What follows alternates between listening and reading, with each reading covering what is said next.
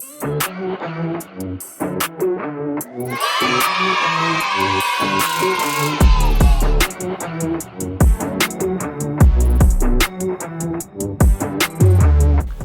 up, party people? I am so glad that you guys are here today. We are going to be having a party today, but not just any party. We are having a block party. A block party is kind of like when you get together with all the people who live in your neighborhood or in your apartment building. You know, you can play games, dance to music, and you can invite others to join in the fun. Honestly, it's a great way to show friendship. But what is friendship? I know we use that word all the time, but what's an actual definition for it? I know. Friendship is using your words and actions to show others you care. Everyone wants to be a good friend, but sometimes we might not be the best at showing it. Sometimes we, might have to stop and think about putting others before ourselves.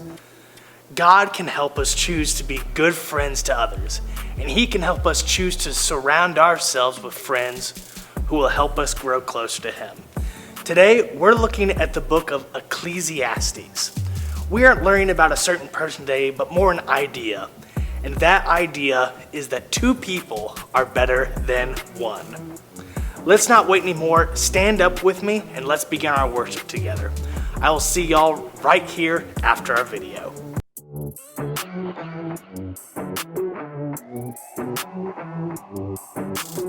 Jesus, you have been so faithful. Jesus, you have been so true. I will be forever thankful, 'cause I never had a friend like you. Help me to be who you've been to me, to everyone I see. Let us love one another with a love like no other yet. That's the way you love us, God.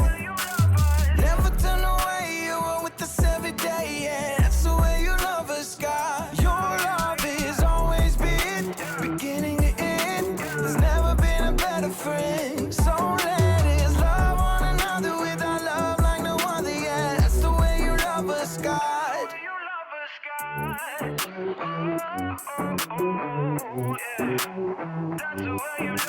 You with me in the darkest valley. You with me on the mountaintop. I'm thankful that you never leave me, and that your love will never stop. Help me to be who you've been to me, to everyone I see. Let us love one another with a love like no other yet. That's the way you love us, God. Never turn away, you are with us every day, yeah. That's the way you love us, God. Your love is always been beginning to end. There's never been a better friend. So let us love one another with our love like no other, yeah. That's the way you love us, God. I wanna thank you for being a friend who's always by my side. I wanna thank you for the way you love me all my life. I wanna thank you for being a friend who's always by my side. I wanna thank you for the way you love me all my life. Love one another with a love like no other, yeah. That's the way you love us, God. Never turn away, you are with us every day, yeah. That's the way you love us, God. Your love is always been beginning to end. There's never been a better friend. So let us love one another with our love like no other, yeah. That's the way you love us, God. The Bible.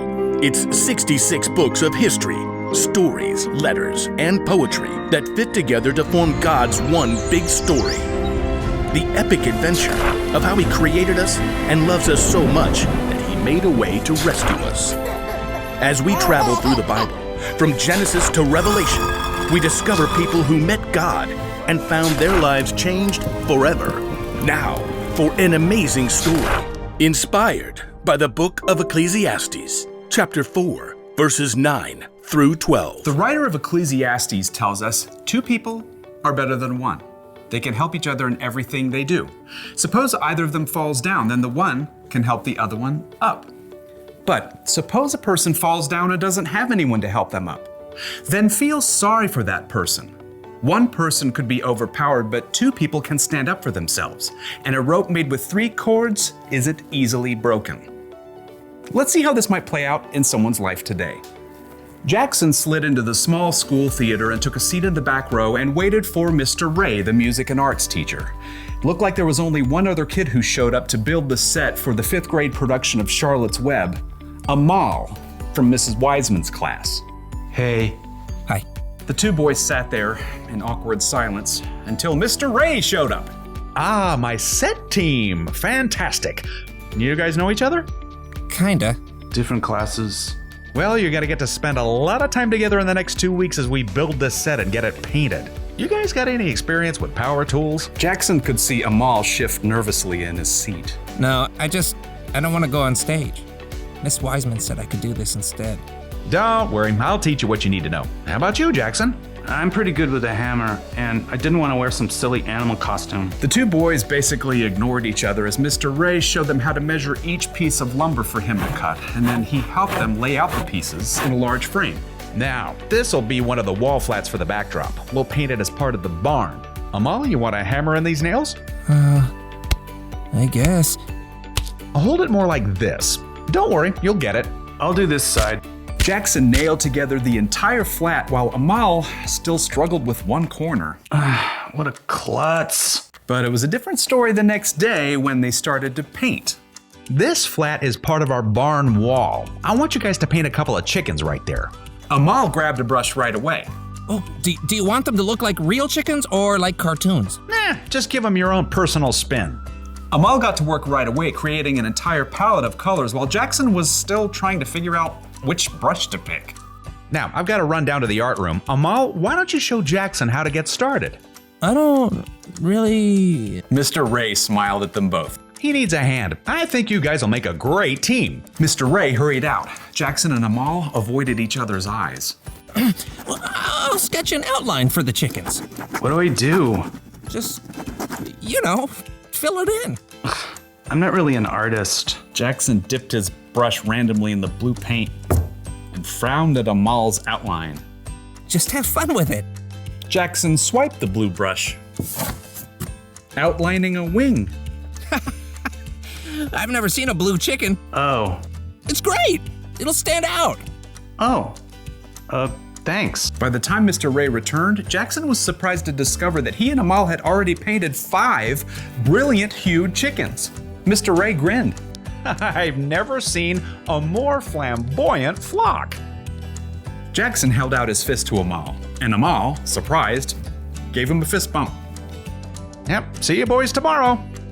The next day, Amal showed up with a bruised finger on his left hand. I can still paint with my right. What happened?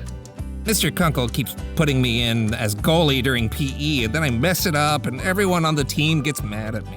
Do you stay on your toes? Keep your eye on the ball? No. I just panic when the ball comes at me. Look, I can show you some tips later in the parking lot, before my mom comes. Really? That would be great. And Jackson turned out to be a pretty good teacher because Amal managed to get 2 blocks during PE the next day. And when Jackson showed up to paint sets, stressed out by a math test, Amal grabbed his textbook. Fractions? I see all these weird numbers and I freeze up. You just have to break it down like this. With Amal's help, Jackson managed to stay calm during his test the next day. And by the middle of the next week, they had completed the entire backdrop for Charlotte's Web. Well done. I knew you two would make a great team. Amal's pretty okay. Jackson's not too terrible. Look, I know you guys are really different from each other, but it's boring if all your friends are just like you. Together, they started gathering wood scraps and wiping off brushes. Seriously, one of the wisest men to ever live pointed this out. Solomon. Solomon? Yep. He's this king in the Bible. He was a builder and an artist and super rich too. But for all the things he had, you know what he valued most? Friendship. He says it like this: 2 people are better than 1. They can help each other in everything they do. On point. Yeah. Amal held out his fist, and Jackson tapped it with his own. Maybe Solomon and Mr. Ray were onto something. It's super important for us to have strong friendships. Friends get more done together. Friends help each other. They stand up for one another. And most important of all, friends trust God together. We should try to be friends with everyone.